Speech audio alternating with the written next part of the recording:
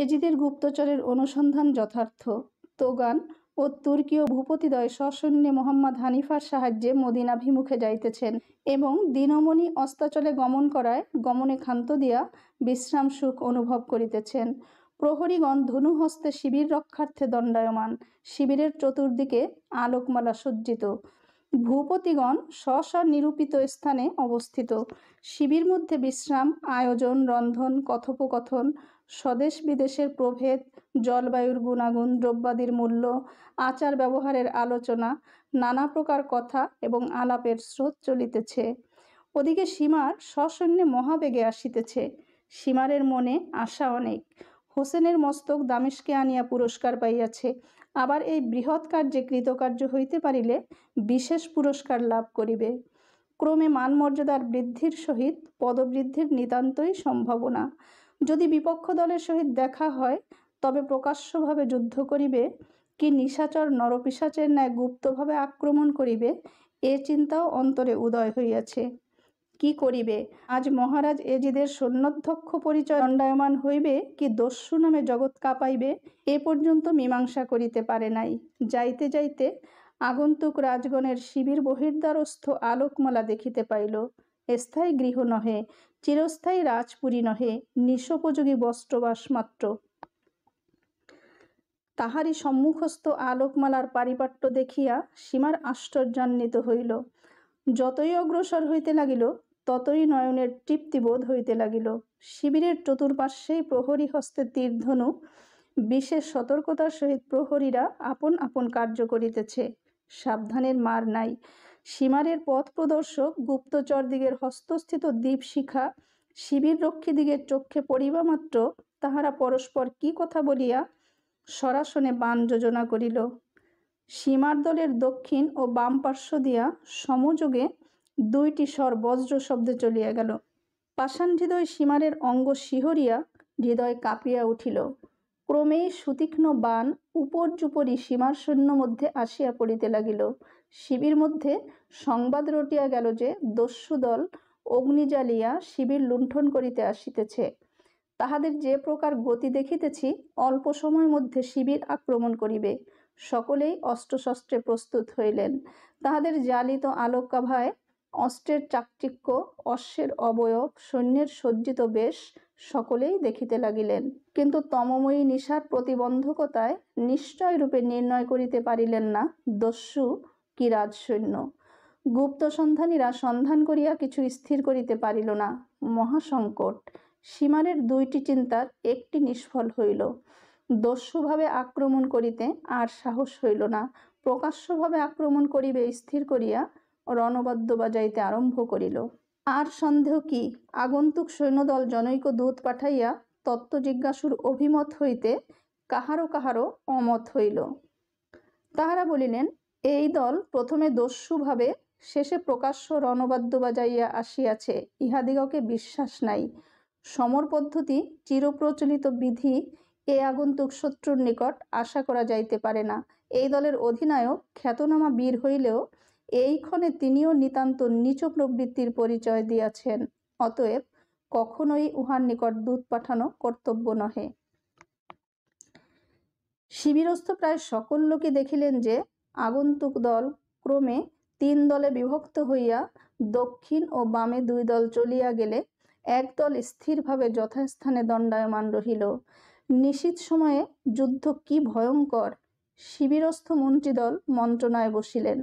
শেষে সাব্যস্ত হইল এক্ষণে কেবল আত্মরক্ষা। নিশাবসান হইলে চক্ষু দেখিয়া যাহা বিবেচনা হয় যুক্তি করিব। তবে রক্ষীরা আত্মরক্ষা ও শত্রুগণের আক্রমণে বাধা জন্মাইতে কেবল তীর ধনুক যাহা করিতে পারে তাহাই করুক। নিশাবসান না হইলে অন্য কোনো প্রকারের অস্ত্র ব্যবহার করা যাইবে না। যতক্ষণ প্রভাত বায়ু বহিয়া না যায় ততক্ষণ পর্যন্ত অবিশ্রান্ত তীর চলিতে থাকুক।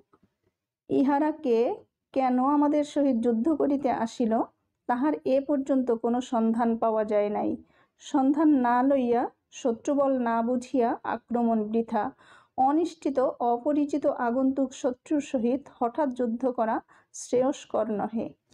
সীমার প্রেরিত সৈন্যদল 2 পার্শ্ব হইতে অগ্রসর হইতে হইতে পুনঃ একত্র মিশিয়া অর্ধচন্দ্রাকৃতিভাবে শিবিরাভিমুখে যাইতে লাগিল। ক্রমেই অগ্রসর, ক্রমেই আক্রমণের উদ্যোগ। এ যুদ্ধ দেখে কে? এ বীরগণের প্রশংসা করে কে? সীমার বাহাদুরীর যশগান মুক্তকণ্ঠে গায় কে? জাগে নক্ষত্র, জাগে নিশা, জাগে উভয় দলের সৈন্যদল, কিন্তু দেখে কে? সীমার দল এবং তাহার অর্ধচন্দ্রাকৃতি দল অগ্রসরে ক্ষান্ত হইল, আর পদবিক্ষেপের সাহস হইল না। শিবিরের চতুর্দিক হইতে অনবরত তীর আসিতে লাগিল। সীমার পক্ষীয় বিস্তর সৈন্য তীরাঘাতে আহত হইয়া ভগ্নোৎসাহ হইয়া পড়িল। উভয় দলেই দুই হস্তে নিশাদেবীকে তাড়াইয়া উষার প্রতীক্ষা করিতেছেন। গগনের চিহ্নিত নক্ষত্র প্রতিও বারবার চক্ষু পড়িতেছে। দেখিতে দেখিতে শুকতারা দেখা দিল। শিবিররক্ষীদিগের তীরও তুনিরে উঠিল, কারণ প্রভাতীয় উপাসনার সময় প্রায় সমাগত। এ সময় অস্ত্র ব্যবহার নিষিদ্ধ। বিপক্ষ দল তীর নিক্ষেপে ক্ষান্ত হইলেও সীমার সৈন্য এক পদভূমিও অগ্রসর হইতে সাহসী হইল না। সীমারের জ্বলন্ত উত্তেজনা বাণীতেও তাহাদের হস্তপদ আর উঠিল না। সকলেরই প্রভাতের প্রতীক্ষা। শিবিরস্থ মন্ত্রীদল দেখিতেছেন শিবিরের চতুর্দিকেই বিপক্ষ সৈন্য। আপনারা এক প্রকারে বন্দী। এ আগন্তুক শত্রুর হস্ত হইতে পরিত্রাণ না পাইলে মদিনা যাওয়া কঠিন। উভয় দলই উষাদেবীর প্রতীক্ষায় দণ্ডায়মান। ক্রমে প্রদীপ্ত দীপশিখার তেজ হ্রাস হইতে আরম্ভ হইল। ঘোর অন্ধকারে তরলতা প্রবেশ করিল।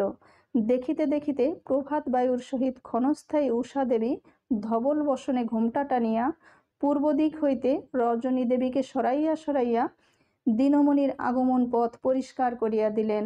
উভয় দলই পরস্পরের চক্ষে পড়িল। সীমার পক্ষ হইতে জনৈক অশ্বারোহী সৈন্য দ্রুত বেগে শিবিরের নিকট আসিয়া বলিতে লাগিল, তোমরা যে উদ্দেশ্যে যেখানে যাইতেছ ক্ষান্ত হও। যদি প্রাণের আশা থাকে গমনে ক্ষান্ত হও, আর যাইতে পারিবে না। যদি চক্ষু থাকে তবে চাহিয়া দেখো, তোমরা মহারাজ এজিদের প্রধান বীর সীমারের কৌশলে এখন বন্দী। পরের জন্য কেন প্রাণ হারাইবে? তোমাদের সহিত মহারাজ এজিদের কোনো প্রকারের বাদ বিসম্বাদ নাই। তোমাদের কোনো বিষয়ে অভাব কি অনটন হইয়া থাকে বলো, আমরা অভাব পূরণ করিতে প্রস্তুত আছি। মানে মানে প্রাণ লইয়া স্বস্বরাজ্যে গমন করো। মদিনাভিমুখে যাইবার কথা আর মুখে আনিও না। যদি এই সকল কথা অবহেলা করিয়া মদিনাভিমুখে যাইতে কিঞ্চিত অগ্রসর হও, তবে জানিও মরণ অতি নিকটে। এখন তোমাদের ভালো মন্দের ভার তোমাদের হস্তে। শিবিরবাসীদের পক্ষ হইতে কেহ তাহার নিকটে আসিল না, কেহ তাহার কথায় উত্তর করিল না। কিন্তু কথা শেষের সহিত লাখে লাখে ঝাঁকে ঝাঁকে তীর সকল গগন আচ্ছন্ন করিয়া স্বাভাবিক সনসন শব্দে আসিতে লাগিল। আক্রমণ ও বাধার আশা অতি অল্প সময়ের মধ্যেই সীমারের অন্তর হইতে অপসৃত হইয়া গেল। সীমারের সৈন্যগণ আর তিষ্ঠিতে পারিল না। আঘাত সহ্য করিতেছে, মরিতেছে, কেহ অজ্ঞান হইয়া পড়িতেছে, রক্ত বমন করিতেছে, বক্ষ হইতে রক্তের ধারা ছুটিতেছে, চক্ষু উল্টাইয়া পড়িতেছে, ক্ষত বিক্ষত হইয়া মহা অস্থির হইয়া পলাইতেছে। আবার কেহ ধরাশায়ী হইয়া নাকে মুখে শোণিত উদ্গীরণ করিয়া প্রাণ বিসর্জন করিতেছে। সীমারের চাতুরী বুঝিয়া উঠা বড়ই কঠিন। সন্ধির প্রস্তাবে দূত প্রেরণ করিল। শিবিরস্থ সৈন্যগণের সুতীক্ষ্ণ তীর তুনিরে প্রবেশ করিল। ক্ষণকালের জন্য যুদ্ধ স্থগিত রহিল। সীমার প্রেরিত দূতের প্রার্থনা এই যে, আমরা বহুদূর হইতে আপনাদের অনুসরণে আসিয়া মহাক্লান্ত হইয়াছি। আজিকার মতো যুদ্ধ ক্ষান্ত থাকুক। আগামী প্রভাতে আমরা প্রস্তুত হইব। যদি বিবেচনা হয় তবে বিনা যুদ্ধে মদিনার পথ ছাড়িয়া দিব। আমরা মহাক্লান্ত। শিবিরস্থ মন্ত্রীদল মধ্যে তুর্কির মন্ত্রী বলিলেন, আমরা সম্মত হইলাম। ক্লান্ত শত্রুর বিরুদ্ধে অস্ত্র উত্তোলন করিলে অস্ত্রের অবমাননা করা হয়। আমরা ক্ষান্ত হইলাম। তোমরা পথশ্রান্তি দূর করো। সীমার দূত যথাবিধি অভিবাদন করিয়া প্রস্থান করিল। সীমার চিন্তায় মগ্ন হইল। অনেকক্ষণের পর সীমারের কথা ফুটিল, প্রকাশ্য যুদ্ধে পারিব না, কখনই পারিব না। এই তীরের মুখে আমরা টিকিতে পারিব না। কৌশলে না হয় অর্থে কার্যসিদ্ধি হইবে, বাহুবলের আশা বৃথা। সীমার উঠিলেন, পরিচারকগণকে বলিলেন, আমার এই সকল যুদ্ধসাজ অস্ত্রশস্ত্র বেশভূষা রাখিয়া দাও। যদি কখনো অস্ত্র হস্তে লইবার উপযুক্ত হই তবে লইব, নতুবা এই রাখিলাম। সীমার আর উহা স্পর্শ করিবে না। যুদ্ধসাজ অস্ত্রশস্ত্র আমাদের উপযুক্ত নহে, তুর্কি ও তোগানের সৈন্যগণই উহার যথার্থ অধিকারী। তুমি না সেনাপতি? ছি ছি সীমার, তুমি যে এক্ষণে এজিদের সেনাপতি। কি অভিমানে বীরবেশ পরিত্যাগ করিয়া ভিখারির বেশ ধারণ করিয়াছ? উচ্চ পদ লাভ করিয়াও কি তোমার চির নীচতা স্বভাব যায় নাই? ছি ছি, সেনাপতির এই কার্য! বলো তো, আজ কোন কুসুম কাননের প্রস্ফুটিত কমল গুচ্ছ সকল গোপনে হরণ করিতে ছদ্মবেশী হইলে? কি অভিপ্রায়ে অঙ্গে মলিন বসন, স্কন্ধে ভিক্ষার ঝুলি, শিরে জীর্ণ আস্তরণ? এত কপটতা কার জন্য? তোমার অন্তরের কপাট তুমিই খুলিয়া দেখো। দেখো তো, বাহ্যিক বেশের সহিত তাহার কোনো বর্ণের সম্মিলন আছে কিনা? মনের কথা মন খুলিয়া বলো তো, তোমার পূর্ব কথার সহিত কোনো কথার সমতা আছে কিনা? ও হস্তে আর অস্ত্র ধরিবে না, তাহাই কি সত্য? সেই অভিমানেই কি এই বেশ? আজ যুদ্ধে পরাস্ত হইয়াছ বলিয়াই কি সৈন্যাধ্যক্ষের পদ পরিত্যাগ করিয়া বিরাগী? কিন্তু সীমার একটি কথা, সূর্যদেব অস্তাচলে গমন করিয়া 10 দিনের মধ্যে আর জগতে আসিবে না। বহু পরিশ্রমের পর কিছুদিন বিশ্রাম করিবেন। বৎসরকাল আর বিধুর উদয় হইবে না। তাহার ক্রোড়স্থ মৃগ শিশুটি হঠাৎ ক্রোড়স্খলিত হইয়া পড়িয়া মরিয়া গিয়াছে। সেই দুঃখে তিনি মহাকাতর। এ সকল অকথ্য স্বভাবের বিপরীত কথাও বিশ্বাস করিতে পারি, কিন্তু সীমার, তোমার বাহ্যিক বৈরাগ্য ভাব দেখিয়া অন্তরে বিরাগ, সংসারে ঘৃণা, ধর্মে আস্থা জন্মিয়াছে, ইহা কখনো বিশ্বাস করিতে পারি না। সূর্যদেব মধ্য গগনে, উত্তাপ প্রখর। তুমি একাকী কোথায় যাইতেছ? ওদিকে তোমার প্রয়োজন কি? ওরা যে তোমার শত্রু। শত্রু শিবিরের দিকে এ বেশে কেন? সীমার অতি গম্ভীরভাবে যাইতেছে।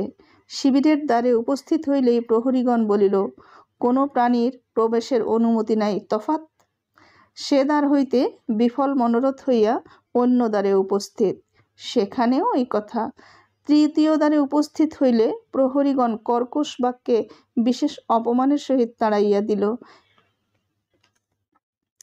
নিরাশ হইয়া চতুর্থ দ্বারে উপস্থিত, সে দ্বারের প্রহরীগণ নানা প্রকার কথা তরঙ্গ উঠাইয়া আলাপে মন দিয়াছিল। সীমার ঈশ্বরের নাম করিয়া দণ্ডায়মান হইতেই প্রহরী তাড়াইয়া দিতে অগ্রসর হইল, কিন্তু কোনো অধ্যক্ষ মহামতি বারণ করিলেন এবং বলিলেন, ফকির কি চাহে জিজ্ঞাসা করো, এ দ্বার তুর্কিদিগের তত্ত্বাবধানে। জিজ্ঞাসা করিলে সীমার ঈশ্বরের নাম করিয়া বলিল, আমি সংসার ত্যাগী ফকির, আমার কোনো আশা নাই, কিছুই চাহি না। আপনারা কে, কোথা হইতে আসিয়াছেন, কোথা যাইবেন জানিতে বাসনা, আর অন্য কোনরূপ আশা আমার নাই। সৈন্যাধ্যক্ষ বলিলেন, আপনি মহাধার্মিক, আশীর্বাদ করুন। আমরা যে উদ্দেশ্যে আসিয়াছি তাহাতে কৃতকার্য হইয়া হাসি মুখে যেন স্বদেশে ফিরিয়া যাই, এইমাত্র বলিলাম, আর কোনো কথা বলিব না। তবে আপনি অনুমানে যতদূর বুঝিতে পারেন। আমি অনুমানে কি বুঝিব? আমি তো অন্তর্যামী নহি। হজরত, কি করিব? প্রভুর আদেশ অগ্রে প্রতিপাল্য, ইহা আপনি জানেন। তাহা জানি, কিন্তু যাহারা কাপুরুষ তাহারাই নিজ মন্তব্য প্রকাশে সংকুচিত। আপনি যাহা বলেন আমি বলিব না, এ সম্বন্ধে আপনার কথার আর উত্তর করিব না, অন্য আলাপ করুন। অন্য আলাপ কি করিব? ঈশ্বরের নিয়োজিত কার্যে কেহ বাধা দিতে পারে না, সে কথা সত্য, কিন্তু প্রভুর আজ্ঞা অবহেলা করাও মহাপাপ। আমি কয়েকটি কথা জিজ্ঞাসা করিব মাত্র, ইচ্ছা হয় বলিবেন, ইচ্ছা না হয় বলিবেন না। আর আমি ইহাও বলি, যদি আমার দ্বারা আপনাদের কোনো সাহায্য হয় আমি প্রস্তুত আছি। পরোপকার করিতে করিতেই জীবন শেষ করিয়াছি। ঈশ্বর ভক্ত মাত্রেরই আমি ভক্ত।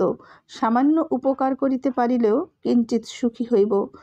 পরোপকার, পরকার্য করাই আমার স্বভাব এবং ধর্ম। মানব জীবনের উদ্দেশ্য কি? পরোপকারের ন্যায় পুণ্য আর কি আছে?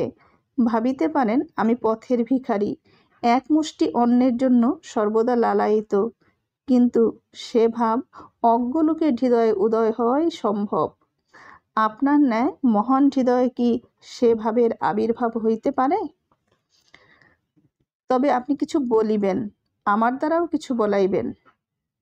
আপনি কিছু বলুন আর না বলুন, আমি দুই একটি কথা বলিব। বলুন আপনার কি কথা? এখানে বলিব না। তবে কি গোপনে বলিবেন? ইচ্ছা তো তাহাই। আমার মঙ্গলের জন্য আমি ভাবি না, চিন্তাও করি না। পরহিত সাধনই আমার কর্তব্য কার্য, নিত্য নিয়মিত ব্রত। আচ্ছা চলুন, আমি আপনার সঙ্গে যাইতেছি। সৈন্যাধ্যক্ষ মহামতি যাইবার সময় সঙ্গীদিগকে সংকেতে বলিয়া গেলেন, আমার প্রতি লক্ষ্য রাখিও। আমরা ওই বৃক্ষের আড়ালে কথাবার্তা কহিব। তোমরা আমাদের অদৃশ্যভাবে বিশেষ সতর্কে সজ্জিতভাবে দূরে থাকিবে। সৈন্যাধ্যক্ষ সীমারের পশ্চাৎ পশ্চাৎ চলিলেন। পূর্বকথিত বৃক্ষের আড়ালে দণ্ডায়মান হইয়া কথাবার্তা কহিতে লাগিলেন, কিন্তু কথাগুলি বড়ই মৃদুভাবে চলিল। অপরের শুনিবার ক্ষমতা রহিল না। হস্তচালনা, মুখভঙ্গি, মস্তক হেলন, হাঁ না, মোহাম্মদ হানিফ, এজিদ, মহারাজ, অসংখ্য ধন, লাভের জন্য চাকুরি, আত্মীয় নয়, ভ্রাতা নয়, লাভ কি, আপন লাভ ইত্যাদি অনেক বাদানুবাদের পর সৈন্যাধ্যক্ষ নীরব হইলেন। কিছুক্ষণ পরে বলিলেন, বিশ্বাস কি? সীমার বলিলেন, অগ্রে হস্তগত, পরে ধৃত, শেষে শিবির ত্যাগ, আবার ত্যাগের পরেই পদ লাভ। আপনার কথাও শুনিলাম, আমার চিরব্রত হিত কথাও বলিলাম। এখন ভাবিয়া দেখুন লাভালাভ কি? তাহা তো বটে, কিন্তু শেষে একুলকুল দুকুল না যায়। না না, দুই কুল যাইবার কথা কি, সে বিষয়ে নিশ্চিন্ত থাকুন। বিশ্বাস না হয় আমি অগ্রে বিশ্বাস স্থাপন করি। সন্ধ্যার পর একটু ঘোর অন্ধকার হইলে আপনি এই নির্দিষ্ট স্থানে আসিবেন। যে কথা সেই কার্য। হস্তগত হইলেও কি মনের সন্দেহ দূর হইবে না? সে তো বটে, সে কথা তো বটে, কিন্তু শেষে কি ঘটে বলিতে পারি না। আর কি ঘটিবে? আপনারাই সকল, আপনারাই বাহুবল। তা যাহা হোক, আপনি কৌশল করিয়া তো আমার মন পরীক্ষা করিতেছেন না। যদি তাহাই বিবেচনা করেন তবে আপনিই ঠকিলেন। আমি এখন আর কিছুই বলিব না, কেবল এইমাত্র বলিব যে সন্ধ্যা দেবী ঘুমটা টানিয়া জগৎ অন্ধকার করিলেই আপনাকে যেন এখানে পাই। আমি বিদায় হইলাম, নমস্কার। আপনি বিদায় হইলেন বটে, কিন্তু আমার মনে অশান্তির বীজ রোপণ করিয়া গেলেন। সীমাট্রস্থ পদে আর এক পথে সসৈন্য মধ্যে আসিয়া প্রবেশ করিলেন। সেনাপতি মহোদয় অতি মৃদু মৃদুভাবে পদনিক্ষেপ করিতে করিতে শিবিরে আসিলেন। প্রহরীদ্বয় কিঞ্চিত পরে শিবিরে আসিল। ধিক রে তুর্কির সেনাপতি, ধিক রে অর্থ। কে জানে কাহার মনে কি আছে? এই অস্থি চর্ম মাংসপেশি জড়িত দেহের অন্তরস্থ হৃদয়খণ্ডে কি আছে তাহা কে জানে? ভূপালদ্বয় শিবির মধ্যে শয়ন করিয়া আছেন। রজনী ঘোর অন্ধকার, শিবিরস্থ প্রহরীগণ জাগরিত। হঠাৎ চতুর্থ দ্বারে মহাকোলাহল উত্থিত হইল। ঘোর আর্তনাদ, মারো, ধরো, কাটো, জ্বালাও ইত্যাদি রব উঠিল। যাহারা জাগিবার তাহারা জাগিয়াছিল, যাহারা ওই সকল শব্দ ও গোলযোগের প্রতীক্ষায় ছিল তাহারা ঘোর নিদ্রার ভানেই পড়িয়া রহিল। যাহারা যথার্থ নিদ্রায় অচেতন ছিল তাহারা ব্যস্ত সমস্ত জাগিয়া উঠিল। তাহাদের অন্তরাত্মা কাঁপিতে লাগিল। কোথায় অস্ত্র, কোথায় অশ্ব, কিছুই স্থির করিতে পারিল না। দেখিতে দেখিতে অসংখ্য অগ্নিশিখা সহস্র প্রকারে ধূম উদ্গীরণ করিতে করিতে ঊর্ধ্বে উঠিতে লাগিল। মহাবিপদ! কার কথা কে শুনে? কেউ বা ভূপতিগণের অন্বেষণ করে। ভূপতিগণের মধ্যে যিনি সৈনিকগণের কোলাহল, অগ্নির দাহিকা শক্তির আরাবে জাগরিত হইয়াছিলেন, তিনি যাহা দেখিলেন তাহাতে নিশ্চয় মরণ জানিয়া মনে মনে ঈশ্বরে আত্মসমর্পণ করিলেন। স্পষ্টভাবে ঈশ্বরের নাম উচ্চারণ করিবার শক্তি নাই। কঠিনভাবে বস্ত্রে মুখ বন্ধ। শয্যা হইতে উঠিবার শক্তিও নাই। হস্তপদ কঠিন বন্ধনে আবদ্ধ। যাহারা বান্ধিল তাহারা সকলেই পরিচিত, কেবল দুই একটি মাত্র অপরিচিত। কি করিবেন? কোনো উপায় নাই। মহাবীর হইয়াও হস্তপদ বন্ধন প্রযুক্ত কোনো ক্ষমতা নাই। দেখিতে দেখিতে চক্ষুদয় বস্ত্রে আবৃত করিয়া ফেলিল। ক্রমে শয্যা হইতে শূন্যে শূন্যে কোথায় লইয়া চলিল। শিবির মধ্যে যাহারা যথার্থ নিদ্রিত ছিল তাহারা অনেকেই জ্বলিয়া ভস্মসাৎ হইয়া গেল। যাহারা এই ষড়যন্ত্রে লিপ্ত ছিল তাহারা কেহই মরিল না, শিবিরেও থাকিল না, সীমার দলে মিশিয়া গেল। অবশিষ্টের মধ্যে কে জ্বলন্ত হুতাশন নিবারণ করে, কে প্রভুর অন্বেষণ করে, কে মন্ত্রীদলের সন্ধান লয়, আপন আপন প্রাণ লইয়াই মহাব্যস্ত। ভূপতিদ্বয়কে বন্ধন দশাতে এই শিবিরে লইয়া সীমার নির্দিষ্ট আসনে বসিল। বন্দীদ্বয়ের বন্ধন চক্ষের আবরণ মোচন করাইয়া সম্মুখে দণ্ডায়মান করাইল। গায়ে গায়ে প্রহরী, পদমাত্র হেলিবার সাধ্য নাই। চক্ষে দেখিলেন যে তাহাদের কতক সৈন্য ওই দলে দণ্ডায়মান, মহাহর্ষে বক্ষ বিস্তার করিয়া দণ্ডায়মান, কিন্তু সীমারের আজ্ঞাবহ।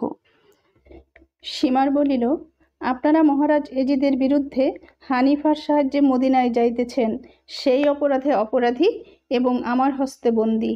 মহারাজ এজিদ স্বয়ং আপনাদের বিচার করিবেন, ফলাফল তাহার হস্তে। আমি আপনাদিগকে এখনই দামেস্কে লইয়া যাইব, আপনারা বন্দী। এই বলিয়া ভূপতিদ্বয়কে পুনরায় বন্ধন করিতে আজ্ঞা করিয়া দরবার ভঙ্গ করিল। সীমার শিবিরে আনন্দের লহরী ছুটিল। সঙ্গে সঙ্গে প্রভাতের প্রতীক্ষা। গত রজনীতে সীমার প্রভাতের প্রতীক্ষায় ছিল, এখনও প্রভাতের প্রতীক্ষায় আছে। দগ্ধ শিবিরেও প্রভাতের প্রতীক্ষা। শিবিরস্থ সৈন্য যাহারা পলাইয়া প্রাণ রক্ষা করিয়াছিল তাহাদেরও প্রভাতের প্রতীক্ষা। এ প্রভাত কাহার পক্ষে সুপ্রভাত হইবে তাহা কে বলিতে পারে। দগ্ধীভূত শিবিরের অগ্নি এখনও নির্বাণ হয় নাই। কত সৈন্য নিদ্রার কোলে অচেতন অবস্থায় পুড়িয়া মরিয়াছে, কত লোক অর্ধপোড়া হইয়া ছটফট করিতেছে। ভূপতিগণের অবস্থা কি হইল? তাহারা পুড়িয়া খাক হইয়াছেন কি পলাইয়া প্রাণ রক্ষা করিয়াছেন? পলায়িত সৈন্যগণ তাহার কিছুই জানিতে পারে নাই। যাহাদের সম্মুখে ভূপতিগণকে বান্ধিয়া লইয়া গিয়াছে তাহারা কে কোথায় লুকাইয়া আছে এখনও জানা যায় নাই। আজ সীমারের অন্তরে নানা চিন্তা। এ চিন্তার ভাব ভিন্ন, আকার ভিন্ন, প্রকার ভিন্ন। কারণ সুখের চিন্তার ইয়ত্তা নাই, সীমা নাই, শেষ নাই।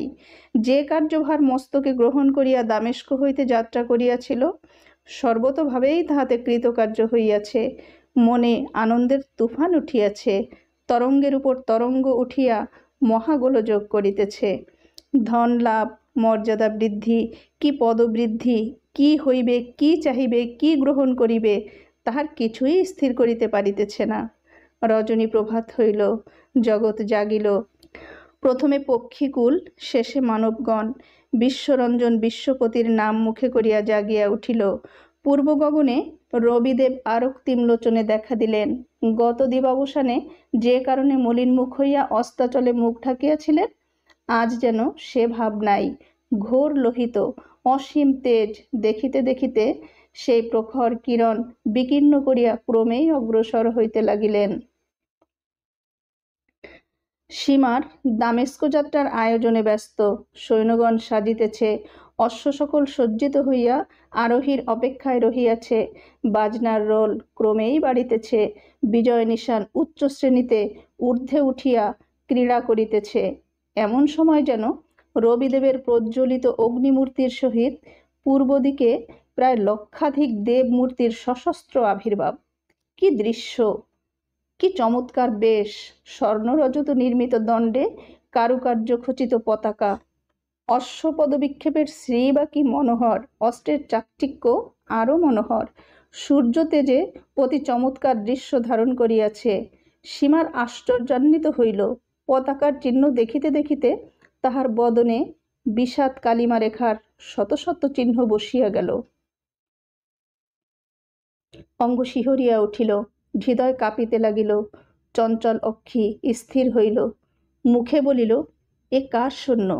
এ যে নূতন বেশ, নূতন আকৃতি, নূতন সাজ। উষ্ট্রোপরি ডঙ্কা, নাকাড়া, নিশানদণ্ড, উষ্টপৃষ্ঠে দণ্ডায়মান। আকার প্রকার বীরভাবের পরিচয় দিতেছে। বংশীরবে উষ্ট্র সকল মনের আনন্দে নাচিতে নাচিতে আসিতেছে। এরা কারা? এ কার সৈন্য? উষ্টপৃষ্ঠে নকিব উচ্চস্বরে ঘোষণা করিয়া বলিতেছে যে ইরাকের অধিপতি মসহাব কাক্কা হজরত মুহাম্মদ হানিফার সাহায্যে মদিনায় যাইতেছেন। যদি গমনে বাধা দিতে কাহারও ইচ্ছা থাকে সম্মুখ সমরে দণ্ডায়মান হও, না হয় পরাজয় স্বীকারপূর্বক পথ ছাড়িয়া প্রাণ রক্ষা করো। এই সকল কথা সীমারের কর্ণে বিষ সংযুক্ত তীরের ন্যায় বিঁধিতে লাগিল। তোগানের সৈন্য মধ্যে যাহারা নিশীথ সময়ে জ্বলন্ত অনল হইতে প্রাণ বাঁচাইয়া সীমার ভয়ে জঙ্গলে লুকাইয়াছিল, তাহারা ওই মধুমাখা স্বর শুনিয়া মহল্লাসে নিকটে আসিয়া বলিতে লাগিল, বাদশা নামদার, আমাদের দুর্দশা শুনুন। সৈন্যগণ গমনে ক্ষান্ত দিয়া দণ্ডায়মান হইল। ইরাক অধিপতি সৈন্যগণের সম্মুখে শ্রেণীভেদ করিয়া বিবরণ জিজ্ঞাসু হইলে ভুক্তভোগী সৈন্যগণ তাহার সম্মুখে রাত্রের ঘটনা সমুদয় বিবৃত করিল। আরও বলিল, বাদশা নামদার, ওই যে জ্বলন্ত হুতাসন দেখিতেছেন, উহাই শিবিরের ভস্মাবশেষ, এখন পর্যন্ত খাকে পরিণত হয় নাই। কত সৈন্য, কত অস্ত্র, কত আহারীয় দ্রব্য, কত অর্থ, কত বীর যে ওই মহা অগ্নির উদরস্থ হইয়াছে, তাহার অন্ত নাই। তোগান এবং তুর্কির ভূপতিদ্বয় মোহাম্মদ হানিফার সাহায্যে মদিনায় যাইতেছিলেন। এজিদ সেনাপতি সীমার রাত্রে দস্যুতা করিয়া মহা অনর্থ ঘটাইয়াছে। ভূপতিদ্বয়কে বন্দী করিয়া ওই শিবিরে লইয়া গিয়াছে, এখন দামেস্কে লইয়া যাইবে। গতকল্য প্রাতকাল হইতে দিবা দ্বিপ্রহর পর্যন্ত আমরা কেবল তীরের লড়াই করিয়াছিলাম, বিপক্ষদিগকে এক পদও অগ্রসর হইতে দিয়াছিলাম না। শেষে সন্ধির প্রস্তাব করিয়া ওই দিনের জন্য যুদ্ধ বন্ধ রাখিল। তাহার পর রাত্রে এই ঘটনা। সীমার ভয়ানক চতুর বাদশা নামদার মিথ্যা সন্ধির ভান করিয়া শেষে এই সর্বনাশ করিয়াছে। মসহাব বলিলেন, তোমরা বলিতে পারো এ কোন সীমার? বাদশা নামদার, গতকল্য ইহার পরিচয় পাওয়া গিয়াছে। এই সীমারই স্বহস্তে ইমাম হোসেনের শির খঞ্জর দ্বারা খণ্ডিত করিয়াছিল। এই সীমারই ইমাম হোসেনের বুকের উপর বসিয়া দুই হাতে খঞ্জর চালাইয়া মহাবীর নামে খ্যাত হইয়াছে। 1,00,000 টাকা পুরস্কারও পাইয়াছে। পাষাণ প্রাণ না হইলে এত লোককে আগুনে পুড়াইয়া মারিতে পারিত কি? ইরাক ভূপতি চক্ষু আরক্তিম করিয়া, তুমি সেই সীমার? হায়, তুমি সেই! এই কথা বলিয়া অশ্ব ফিরাইলেন। সৈন্যগণ প্রভুর পশ্চাৎ পশ্চাৎ অশ্ব চালাইল। অশ্বপদ নিক্ষিপ্ত ধূলারাশিতে চতুর্পার্শ্ব অন্ধকার হইয়া গেল। প্রবল ঝঞ্ঝাবাতের ন্যায় মসহাব কাক্কা সীমার শিবির আক্রমণ করিলেন। অশ্বের দাপট, অস্ত্রের চাকচিক্য দেখিয়া সীমার চতুর্দিক অন্ধকার দেখিতে লাগিল। আজ নিস্তার নাই, কাক্কা স্বয়ং অসি ধরিয়াছেন, আর রক্ষা নাই। মসহাব বলিতে লাগিলেন, সীমার, আমি তোমাকে বাল্যকাল হইতে চিনি, তুমিও আমাকে সেই সময় হইতে বিশেষ রূপে জানো। আর বিলম্ব কেন? আইসো, দেখি তোমার দক্ষিণ হস্তে কত বল।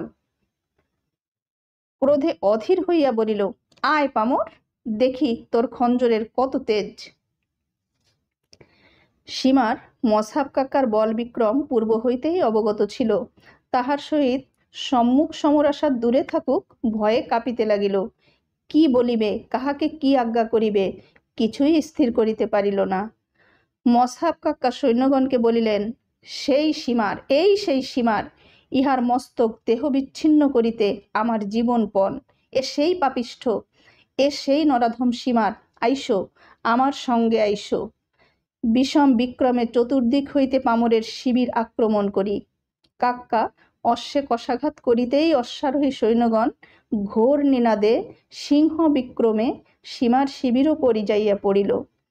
আজ সীমারের মহাসংকট সময় উপস্থিত।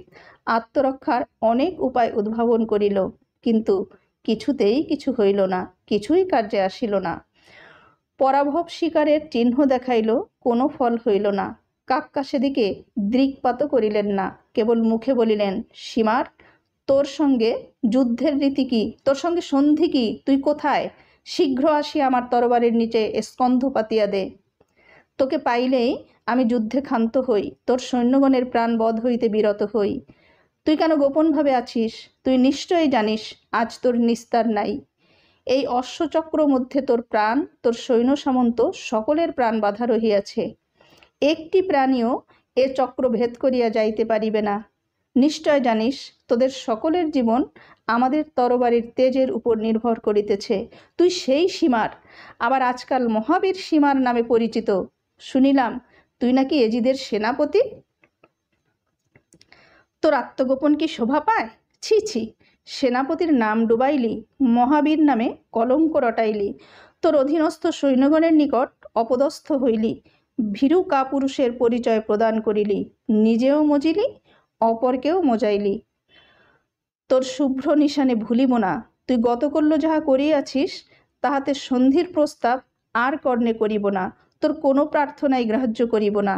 তুই যে খেলা খেলিয়াছিস, যে আগুন জ্বালিয়াছিস, তাহার ফল চক্ষের উপরেই রহিয়াছে, এখনো জ্বলিতেছে, এখনো পুড়িতেছে।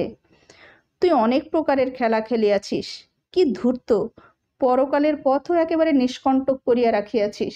তোর চিন্তা কি? তোর মরণে ভয় কি?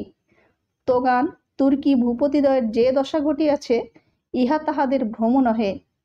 বিশ্বাস না হইলে বিশ্বাসঘাতকতা করিবার সাধ্যকার। আমি নিশ্চয় বলিতেছি, তোর জীবন প্রদীপ নির্বাণ না করিলে আমার অন্তরের জ্বালা নিবারণ হইবে না। কাক্কা কথা বলিতেছেন, এদিকে সীমারের সৈন্যদল বাতাহত কদলীর ন্যায় কাক্কার সৈন্যহস্তে পতিত হইতেছে। কথাটি বলিবার অবসর পাইতেছে না, নির্বাক রক্তমাখা হইয়া ভূতলে পড়িতেছে। সীমার কোনো চাতুরি করিয়া আর উদ্ধারের পথ আবিষ্কার করিতে পারিল না। বহু চিন্তার পর স্থির হইল যে ভূপতিদ্বয়কে ছাড়িয়া দিলেই বোধ হয় মসহাব কাক্কা যুদ্ধে ক্ষান্ত দিবেন, বাঁচিলে তো পদোন্নতি। আজ এই কালান্তক কালের হস্ত হইতে রক্ষা পাইলে তো অন্য আশা। অদৃষ্টে যাহাই থাকুক, ঘটনাস্রোত যেদিকে যায় সেই দিকেই অঙ্গ ভাসাইব। এক্ষণে ভূপতিদ্বয়কে ছাড়িয়া দেওয়াই যুক্তিসঙ্গত। সীমার ভূপতিদ্বয়কে নিষ্কৃতি দিল। তোগান এবং তুর্কির ভূপতিদ্বয়কে দেখিয়া মসহাব কাকা সাদরে এবং মিষ্ট সম্ভাষণে বলিলেন, ঈশ্বর আপনাদিগকে রক্ষা করিয়াছেন, আর চিন্তা নাই। সৈন্য সামন্ত, আহারীয় দ্রব্য, অর্থ ইত্যাদি যাহা ভস্মীভূত হইয়াছে, সেজন্য দুঃখ নাই। বিপদগ্রস্ত না হইলে নিরাপদের সুখ কখনোই ভোগ করা যায় না। দুঃখ ভোগ না করিলে সুখের স্বাদ পাওয়া যায় না। ভ্রাতাগণ, কথা কহিবার সময় অনেক পাইব, কিন্তু সীমার হাতছাড়া হইলে আর পাইব না। আপনারা আমার সাহায্যার্থে অস্ত্র ধারণ করুন।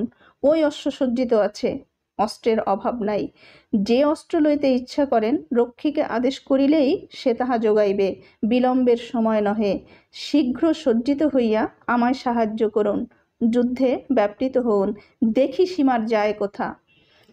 সীমারের সেনাগণ সেনাপতির কাপুরুষতা দেখিয়া বলিয়া উঠিল, ছি ছি, আমরা কাহার অধীনতা স্বীকার করিয়াছি?